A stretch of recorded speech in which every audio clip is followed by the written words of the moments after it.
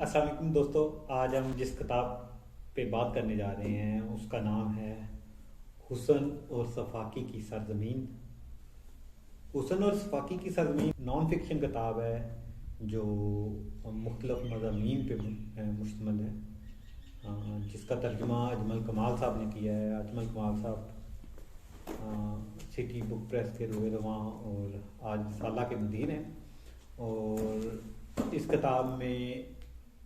شامل کردہ تمام مضامین پہلے آج ان کے شمارے میں چھپ چکے ہیں، اور اب اس کو ترتیب دی ہے ترجمہ کے بعد اجمل کمال صاحب نے۔ یہ میری نان فکشن کی پسندیدہ ترین کتابوں میں شامل ہے۔ پسندیدہ ترین اس وجہ سے کہ اس میں شامل 11 کے 11 مضامین جو ہیں وہ اپنے اندر معلوماتی وسعت رکھتے ہیں، اور ان کے بیان کرنے والوں نے اور لکھنے والوں جو مصنفین ہیں انہوں نے اپنی مکمل کوشش کی ہے کہ وہ کسی طرح کی جانبداری کا شکار نہ ہو۔ تو اس کتاب میں جو 11 مضامین ہیں اس میں زیادہ تر جو مضامین ہیں وہ تھرڈ ورلڈ کنٹریز کے بارے میں لکھے گئے ہیں، ان کی صورتحال کے بارے میں، اسپیشلی جو 1990 کے بعد جو صورتحال پیدا ہوئی پوری دنیا میں، خاص طور پہ افریقن ممالک، عرب ممالک اور دیوار برلن کے انہدام کے بعد جو ساری پوری دنیا کی سچویشن ہے اور کس طرح انہوں نے پوری دنیا کو متاثر کیا۔ پہلا مضمون جو کاپوشنسکی کا ہے وہ ایتھوپیا کے بارے میں ہے کہ کس طرح 1991 میں ایتھوپیا میں مسٹر جیسی جو حکمران تھا، جس نے 17 سال تک جو ہے وہ حکومت کی، اور اس نے 4 لاکھ کی ایک بہت بڑی فوج تیار کی تھی، جس کے پاس ہر طرح کا اسلحہ موجود تھا اور کیمیائی ہتھیار موجود تھے، اور کس طرح اس کی اتنی بڑی فوج کو ایک دن میں شکست ہوئی، اور شکست دینے والے جو ہیں وہ عام کسان تھے جو بھوکے تھے، جن کے پاس ہتھیار نہیں تھے اور جن کے پاس کوئی ایسی چیز نہیں تھی۔ تو کاپوشنسکی جو ہے وہ ایتھوپیا میں ہونے والے ان واقعات اور اس تبدیلی کے بارے میں لکھتے ہیں کہ کس طرح یکدم جو ہے وہ ایک ایسا ملک جس پہ آمر کی حکمرانیت تھی، اور جہاں دیگر افریقن ممالک اکٹھے ہو کے افریقہ کی بھلائی کے بارے میں بات کر رہے تھے، کس طرح یکدم اس کی جو ہے وہ حکومت کا خاتمہ ہوا اور اس طرح تباہی پھیلی، اور ہر طرف وہ لوگ جو مسٹر جیسو کے حکومت میں اہم عہدوں پہ تھے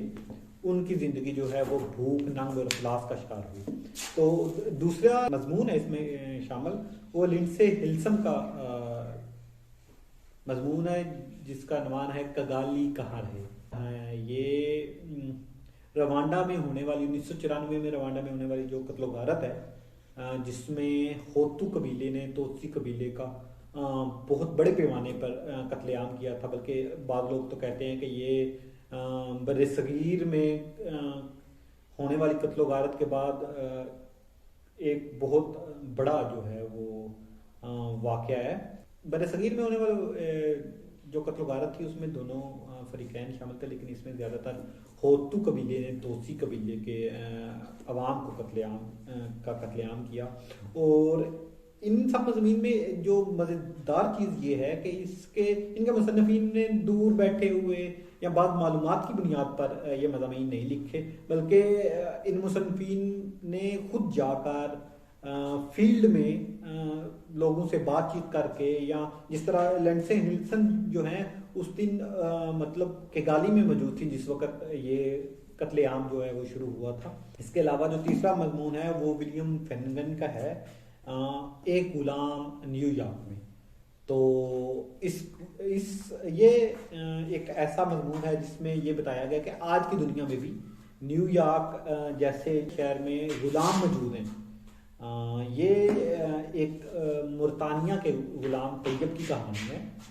طیب جو ہے وہ پیدائشی غلام ہے، بلکہ وہ نسلی غلام ہے۔ مرتانیہ جو ہے وہ عربی بولنے والا ایک مسلمان ملک ہے، لیکن وہاں آج بھی جو ہے اس عہد میں بھی لوگ غلام رکھنا جو ہے وہ اس کو اسٹیٹس سمبل کی علامت سمجھا جاتا ہے۔ اگرچہ موریتانیہ کی اسمبلی میں جو ہے وہ غلامی کے خلاف بل بھی پاس کیے گئے ہیں، لیکن ان پیش کیے گئے بلز کو جو منظور کرتے ہیں اس پہ قانونی عمل درآمد جو ہے وہ ابھی تک شروع نہیں ہوا۔ اس طرح طیب جیسے کئی لوگ ہیں جو آج بھی نسلی غلام ہیں اور جن کے اوپر پڑھنا منع ہے،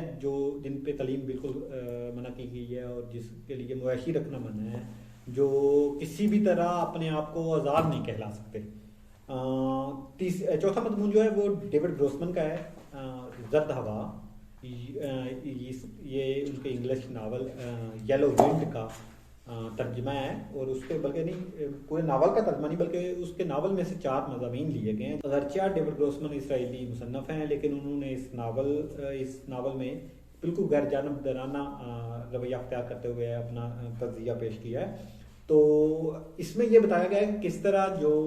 وہ لوگ جو پہلے خود ظلم اور جبر کا شکار تھے، فار ایگزامپل اسرائیلی، انہوں نے جب خود طاقت میں آئے تو بالکل وہی جبر اور وہی طاقت کا استعمال کرنا شروع کیا، اور کس طرح فلسطینیوں کو جو ہے وہ اپنے گھروں سے اپنی زمینوں سے بے دخل کیا، اور وہ اب کیمپ میں رہ رہے ہیں۔ لیکن وہ فلسطینی جو کیمپ میں رہ رہے ہیں ان کی سب سے بڑی طاقت یہ ہے، ایون گروسمن اور دیگر جو اسرائیلی مصنفین ہیں یا اسرائیلی لوگ ہیں، ان کے نزدیک سب سے بڑی ان کی طاقت یہ ہے کہ وہ ہار نہیں مانتے۔ ان سے جب بھی ان کے وطن کی بات کی جائے تو وہ چاہے ان کے دادا کیمپوں میں رہ رہے تھے اور ان کے باپ کیمپ میں پیدا ہوئے، وہ کیمپ میں پیدا ہوئے، لیکن وہ اپنی زمینوں، اپنے باغات اور اپنے شہر کے بارے میں بات کرتے ہیں، وہ وہاں جانے کے بارے میں بات کرتے ہیں۔ تو یہ بیسیکلی طاقت کا بے رحمانہ استعمال جو ہے، کس طرح طاقت فاقیت لے کر آتی ہے، اور کس طرح وہ ملک جو خوبصورت خطے تھے لوگوں کے، جہاں رہنے والے لوگ جو ہیں وہ پرامن تھے، لیکن نفرت، نسلی تعصب اور ایک دوسرے کے لیے ناپسندیدگی نے اس کو ظلم و جبر اور قتل و غارت کی اماجگاہ بنا دیا ان ممالک کو۔ اس کے علاوہ اس میں وینڈلے سٹیونسن کا ایک مضمون ہے جو مقدس جنگ کا قیدی کے نام سے ہے۔ اس مضمون میں عراق اور ایران جنگ کے بعد جو لوگ ایرانی قیدی بنے تھے، وہ جب ایران سے قید سے چھوٹ کے آئے تو ان کے لیے ایک بالکل نئی دنیا تھی۔ وہ لوگ جن کے لیے مذہب مقدس تھا، جن کے لیے لڑے جانے والی وہ جنگ جو تھی وہ اتنی مقدس تھی کہ انہوں نے اپنی جانوں کی قربانیاں پیش کی یا خود کو اپنی زندگیوں کو داؤ پر لگا دیا، اور پھر جب وہ قید سے باہر آتے ہیں تو وہ دیکھتے ہیں کہ حالات کس طرح بدل گئے ہیں، کس طرح جو ہے وہ سعودی عرب جو ہے وہ امریکہ کے ساتھ ہے، امریکہ نے افغانستان کی مدد کی ہے اور انہوں نے روس کو بھگا دیا ہے، اور کس طرح جو ہے وہ عراق جو ہے وہ کویت کے ساتھ جنگ لڑ رہا ہے۔ تو بالکل ان کے لیے ایک ایسی دنیا ہوتی ہے جس میں وہ قید کے بعد جو ہے وہ باہر آتے ہیں، تو ان کے لیے ایسی دنیا ہے جس میں ان کے رہنے کے لیے کوئی جگہ نہیں ہے یا جو ان کی دیکھی والی نہیں ہے۔ تو وہ کس طرح اذیت ناک اور ایک تنہائی زدہ زندگی جو ہے وہ گزارتے ہیں، یہ مضمون اس کے بارے میں ہے۔ اس کے علاوہ 2 مضمون ہیں، پنکج مشرا کا جہادی اور لیوک ہارڈنگ کا مضمون جو ہے مزار شریف کا محاصرہ۔ لیوک ہارڈنگ کا مضمون ہے وہ مزار شریف کا محاصرہ ہے کہ کس طرح مزار شریف کا محاصرہ کیا گیا اور یہ ساری قتل و غارت جو ہے وہ کس طرح پروان چڑھی، اور کس طرح مزار شریف جیسا شہر جہاں طالبان کا قبضہ تھا، اس قبضے کو چھڑانے کے لیے جو ہے امریکیوں نے گولہ باری اور بمباری کی، اور لوگ کی لاشیں کس طرح آس پاس پڑی ہوئی تھی۔ اس کے علاوہ اسٹان سینسر کے 2 مضامین ہیں جو اس کی کتاب سے لیے گئے ہیں، اور وہ ایک فراموش کردہ ملک لاؤس پہ ہے اور دوسرا برما کی کہانی ہے۔ بیسیکلی لاؤس جو ہے وہ ملک ہے جو امریکہ اور ویتنام کی جنگ میں سب سے زیادہ متاثر ہوا، کیونکہ وہ ویتنام کے ساتھ تھا، اور یہ جنگ ایک ایسی جنگ تھی جس میں نہ صرف ویتنام بلکہ اس کے ہمسایہ ممالک بھی بہت زیادہ متاثر ہوئے، اور یہی وجہ ہے کہ لاؤس جیسا ملک اس جنگ کے بعد اتنا متاثر ہوا کہ اس کی تباہ حالی کے جو اثرات تھے وہ ابھی تک ختم نہیں ہوئے. اور جو برما کی کہانی ہے اس میں برما کی اب تک کی جو ہے وہ صورتحال 1962 میں جو انہوں نے نوبادیاتی نظام سے آزادی کے بعد جو انہوں نے زندگی جینا شروع کی برمی لوگوں نے، اور ان کے اوپر ہونے والا جو ظلم و جبر ہے جو اب تک جاری ہے. اب تک بھی برما میں رہنے والے لوگ جو ہیں ان خبریں آتی ہیں کہ ان کے اوپر کس طرح مظالم کیے گئے. اس کے علاوہ جو اس میں 2 مضامین شامل ہیں، میڈ ان چائنا اور شہر موت. میڈ ان چائنا ایک بہت دلچسپ مضمون ہے جو ایزابیل ہلٹن نے 2005 میں جو ہے وہ لکھا تھا. اس مضمون میں بتایا گیا کس طرح چائنا کو تعمیر کیا اور کس طرح جو ہے پوری دنیا کی جو ہے وہ انڈسٹریز جو ہیں یا پوری دنیا میں جو کھلونے تیار ہوتے ہیں یا نائکی کی شرٹ تیار ہوتی ہے یا اس طرح بڑے بڑے جتنے بھی برانڈز ہیں ان کی جو پروڈکشن ہے وہ چائنا میں ہوتی ہے. اور اس میں خاص طور پہ جس چیز کا طرف اشارہ کیا گیا ہے یا جو لوگ بتایا گیا ہے وہ یہ ہے کہ چائنا میں مزدوروں کے کیا حالات ہیں اور چائنا میں مزدور ہونے کا کیا مطلب ہے. خود ایک چائنی جو مطلب مختلف چائنیز سے بات کر کے جو نتیجہ اخذ کیا گیا وہ یہی ہے کہ چائنا میں مزدور ہونے کا مطلب ہے کہ آپ سزائے موت کا شکار ہیں. کس طرح 2,000 3,000 کلومیٹر سے لوگ آ کے صنعتی شہروں میں رہتے ہیں اور کس طرح ان کے ساتھ ان کے حقوق کی پامالی کی جاتی ہے اور کس طرح ان کی کم تنخواہوں پہ ان پہ ظلم کیا جاتا ہے اور 30 سال کے بعد وہ جو کسی کام کے نہیں رہتے. دراز کے دیہاتوں سے صنعتی شہروں میں اور یہاں آ کے جو خاص طور پہ فیکٹری کے مزدور ہیں ان کے لیے صحت کی کوئی ہائیجینک قسم کی کوئی صورتحال نہیں، کوئی ان کی حفاظت نہیں، کوئی انسانی سلوک نہیں کیا جاتا بلکہ ان کے ساتھ زیادہ سے زیادہ استحصالی سلوک کیا جاتا ہے. اور اس کی مین وجہ یہ ہے کہ زیادہ سے زیادہ پروڈکشن، اور 30 سال کے بعد کوئی بھی شخص جو ہے وہ پروڈکشن کے لیے نکارا ہو جاتا ہے اور اس کی جگہ جو ہے وہ نئے آنے والے لوگ لے لیتے ہیں. تو یہ ان 11 مضامین میں اس کتاب میں بتایا گیا ہے. ہر مضمون جو ہے وہ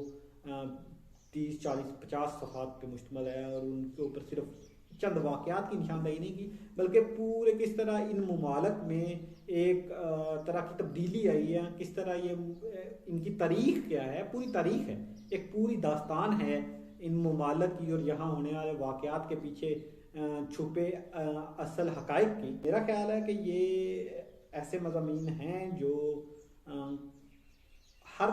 شخص کو جو تاریخ سے دلچسپی رکھتا ہے یا جو یہ جاننا چاہتا ہے کہ دنیا میں کس طرح کے حالات ہیں یا دنیا جو ترقی کر رہی ہے اس میں کس طرح وہ جو 20-25 ممالک ہیں جو ترقی یافتہ ہیں انہوں نے کس طرح ترقی پذیر ممالک کو کنٹرول کیا ہوا ہے اور کس طرح ترقی پذیر ممالک جو ہیں وہ ترقی یافتہ ممالک کے سہارے پہ جی رہے ہیں. تو یہ میری طرف سے مست ریڈ بک ہے. انشاءاللہ ملتے ہیں اگلی کتاب کے ساتھ. شکریہ.